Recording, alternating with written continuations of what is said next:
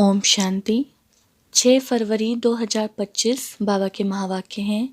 बाबा कहते, मीठे बच्चे, पुरानी दुनिया के कांटों को नई दुनिया के फूल बनाना, यह तुम होशियार मालियों का काम है। प्रश्न, संगम युग पर तुम बच्चे कौन सी श्रेष्ठ तकदीर बनाते हो? उत्तर, कांटे से खुशबूदार फूल बनना, यह है सबसे श्रेष्ठ तकदीर। अगर एक भी कोई विकार है तो कांटा है। जब कांटे से फूल बनो तब सतो प्रधान देवी देवता बनो। तुम बच्चे अभी 21 पीढ़ी के लिए अपनी सूर्यवंशी तकदीर बनाने आए हो। गीत है, तकदीर जगाकर आई हूँ। ओम शांति। गीत बच्चों ने सुना। यह तो कॉमन गीत है क्योंकि तुम हो माली, बाप है बागवान। अब मालियों को कांटों से फूल बनाना है। यह अक्षर बहुत क्लियर है। भक्त आए हैं भगवान के पास। यह सब भक्तियां हैं ना। अब ज्ञान की पढ़ाई पढ़ने बाप के पास आए हैं। इस राजयोग की पढ़ाई से ही नई दुनिया के मालिक बनते हो। तो भक्तियां कहती हैं, हम तकदीर बनाकर आए हैं, नई दुनिया दिल में सजा कर आए हैं। बाबा भी रोज कहते हैं कि स्वीट होम और स्वीट राजाई को याद करो। आत्मा को याद करना है। हर एक सेंटर पर कांटों से फूल बन रहे हैं। फूलों में भी नंबरवार होते हैं ना। शिव के ऊपर फूल चढ़ाते, कोई कैसा फूल चढ़ाते, कोई कैसा। गुलाब के फूल और अक के फूल में रात दिन का फर्क है। यह भी बगीचा है। कोई मोती के फूल हैं, कोई चंपा के, कोई रतन जोत है, कोई अक के भी हैं। बच्चे जानते हैं इस समय सब हैं कांटे। यह दुनिया ही कांटों का जंगल है। इनको बनाना है नई दुनिया के फूल। इस पुरानी दुनिया में कांटे हैं तो गीत में भी कहते हैं, हम बाप के पास आए हैं पुरानी दुनिया के कांटे से नई दुनिया का फूल बनने।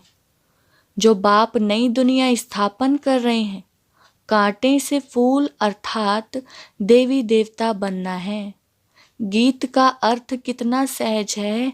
हम आए हैं तकदीर जगाने नई दुनिया के लिए। नई दुनिया है सतयुग। कोई की सतो प्रधान तकदीर है, कोई की रजो तमो है। कोई सूर्यवंशी राजा बनते हैं, कोई प्रजा बनते हैं, कोई प्रजा के भी नौकर चाकर बनते हैं। यह नई दुनिया की राजाई स्थापन हो रही है। स्कूल में तकदीर जगाने जाते हैं ना। यहाँ तो है नई दुनिया की बात। इस पुरानी दुनिया में क्या तकदीर बनाएंगे? तुम भविष्य नई दुनिया में देवता बनने की तकदीर बना रहे हो। जिन देवताओं को सभी नमन करते आए हैं, हम ही सो देवता पूज्य थे, फिर हम ही पुजारी बने। 21 जन्मों का वर्षा बाप से मिलता है, जिसे 21 पीढ़ी कहा जाता है। पीढ़ी वृद्ध अवस्था तक को कहा जाता है। बाप 21 पीढ़ी का वर्षा देते हैं क्योंकि युवावस्था में व बचपन में बीच में अकाले मृत्यु कभी नहीं होता। इसलिए उनको कहा जाता है अमर लोक। यह है मृत्यु लोक, रावण राज्य। या हर एक में विकारों की प्रवेशता है। जिसमें कोई एक भी विकार है तो काटे हुए ना। बाप समझेंगे माली रॉयल खुशबूदार फूल बनाना नहीं जानते।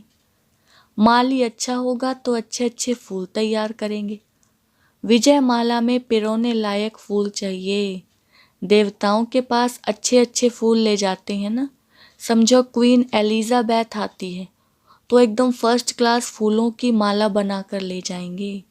यहाँ के मनुष्य तो तमो प्रधान है। शिव के मंदिर में भी जाते हैं, समझते हैं ये भगवान है। ब्रह्मा विष्णु शंकर को तो देवता कहते हैं, शिव को भगवान कहेंगे तो वह ऊंच ते ऊंच हुआ ना। अब शिव के लिए कहते धतूरा खाता था, भांग पीता था। कितनी ग्लानि करते हैं। फूल भी अक के ले जाते हैं। अब ऐसा परमपिता परमात्मा उनके पास ले क्या जाते हैं? तमो प्रधान कांटों के पास तो फर्स्ट क्लास फूल ले जाते हैं। और शिव के मंदिर में क्या ले जाते? दूध भी कैसा चढ़ाते हैं।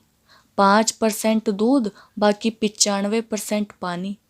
भगवान के पास दूध कैसा चढ़ाना चाहिए? जानते तो कुछ भी नहीं। अब तुम अच्छी रीति जानते हो, तुम्हारे में भी नंबरवार हैं जो अच्छा जानते हैं। उनको सेंटर का हेड बनाया जाता है।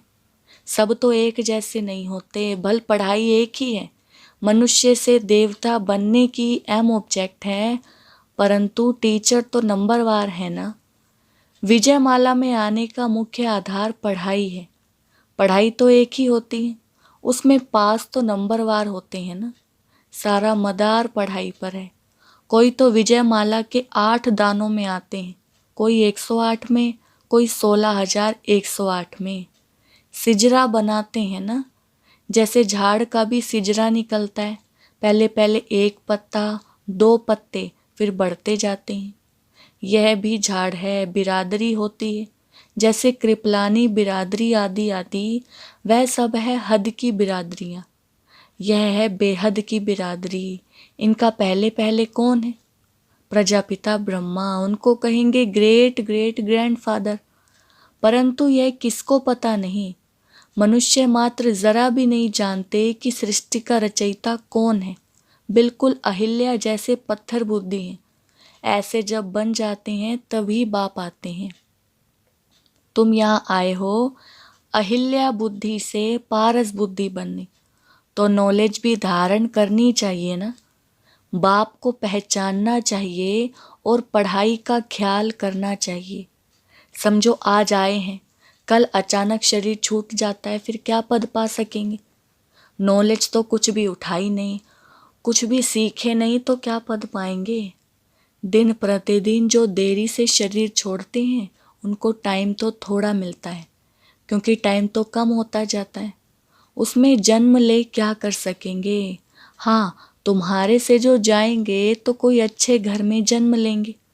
संस्कार ले जाते हैं तो वह आत्मा झट जाग जाएगी, शिव बाबा को याद करने लगेगी। संस्कार ही नहीं पड़े हुए होंगे तो कुछ भी नहीं होगा। इसको बहुत महीनता से समझना होता है।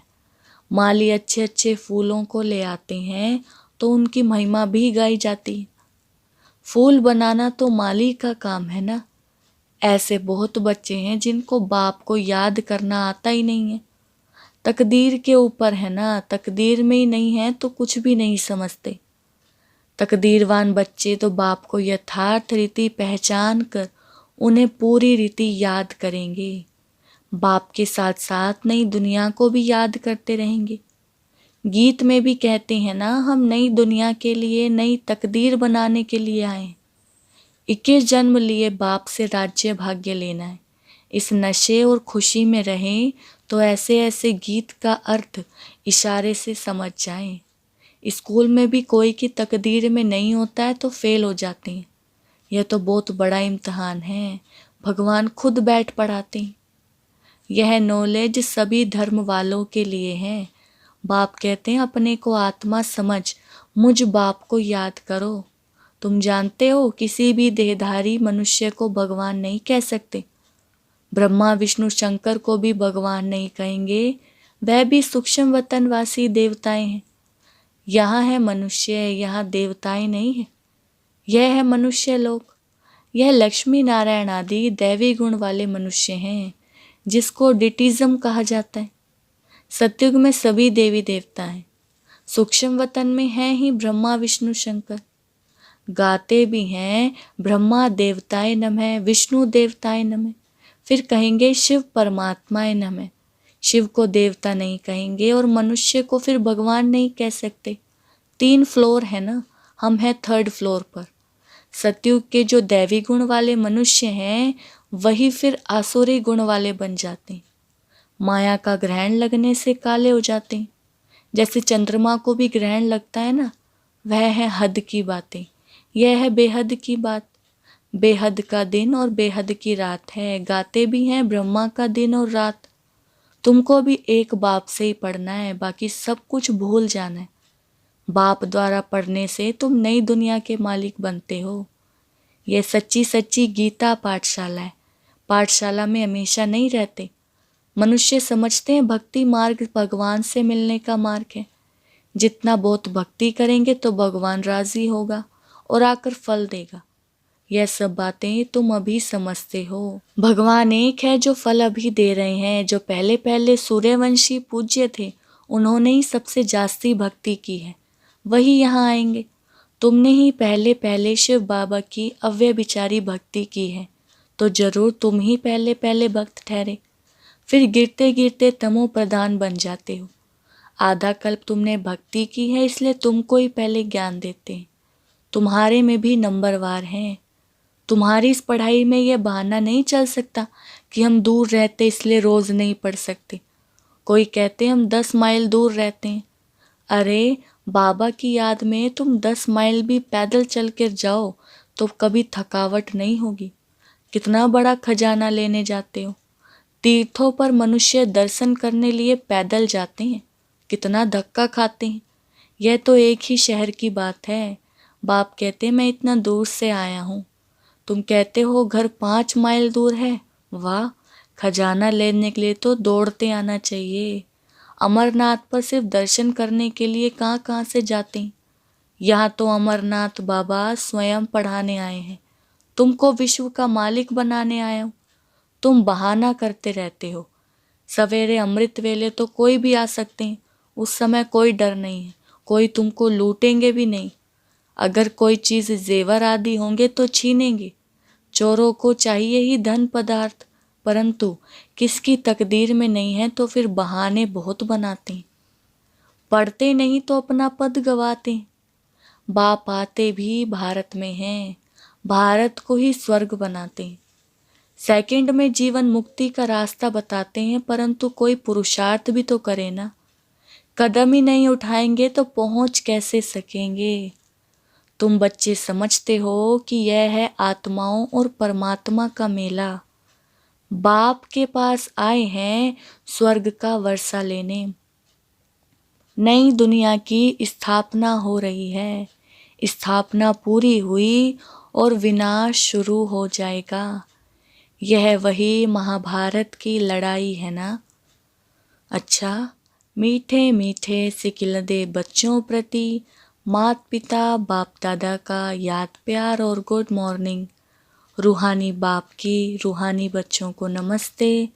हम रूहानी बच्चों की रूहानी बाप दादा को नमस्ते नमस्ते, गुड मॉर्निंग। धारणा के लिए मुख्य सार। फर्स्ट पॉइंट है, बाप जो ज्ञान का खजाना दे रहे हैं उसको लेने के लिए दौड़ दौड़ कर आना है। इसमें किसी भी प्रकार का बहाना नहीं देना है। बाप की याद में 10 माइल भी पैदल चलने से थकावट नहीं होगी। दूसरा, विजयमाला में आने का आधार पढ़ाई है। पढ़ाई पर पूरा ध्यान देना है। कांटों को फूल बनाने की सेवा करनी है। स्वीट होम और स्वीट राजाई को याद करना है। वरदान, संगम युग के महत्व को जान, एक का अनगिनत बार रिटर्न प्राप्त करने वाले सर्व प्राप्ति संपन्न भव। वरदान का विस्तार। संगम युग पर बाप दादा का वायदा है, 1-2 लाख लो। जैसे सर्वश्रेष्ठ समय, सर्वश्रेष्ठ जन्म, सर्वश्रेष्ठ टाइटल इस समय के हैं, वैसे सर्व प्राप्तियों का अनुभव अभी ही होता है। अभी एक का सिर्फ लाख गुना नहीं मिलता, लेकिन जब चाहो, जैसे चाहो, जो चाहो, बाप सर्वेंट रूप में बांधे हुए हैं। एक का अनगिनत बार रिटर्न मिल जाता है, क्योंकि वर्तमान समय वरदाता ही आपका है। जब बीज आपके हाथ में है तो बीज द्वारा जो चाहो वह सेकंड में लेकर सर्व प्राप्तियों से संपन्न बन सकते हो। स्लोगन, कैसी भी परिस्थिति हो, परिस्थिति चली जाए लेकिन खुशी नहीं जाए। अव्यक्त इशारे, एकांत प्रिय बनो, एकता और एकाग्रता को अपनाओ। एकता और एकाग्रता यह दोनों श्रेष्ठ भुजाएं हैं कार्य करने के सफलता की। एकाग्रता अर्थात सदा निर्व्यर्थ संकल्प, निर्विकल्प। जहाँ एकता और एकाग्रता है वहाँ सफलता गले का हार है। वरदाता को एक शब्द प्यारा है, एक व्रता, एक बल, एक भरोसा, साथ साथ एक मत, ना मनमत ना परमत, एक रस, ना और कोई व्यक्ति ना वैभव का रस। ऐसे ही एकता एकांत प्रिय। अच्छा, ओम शांति।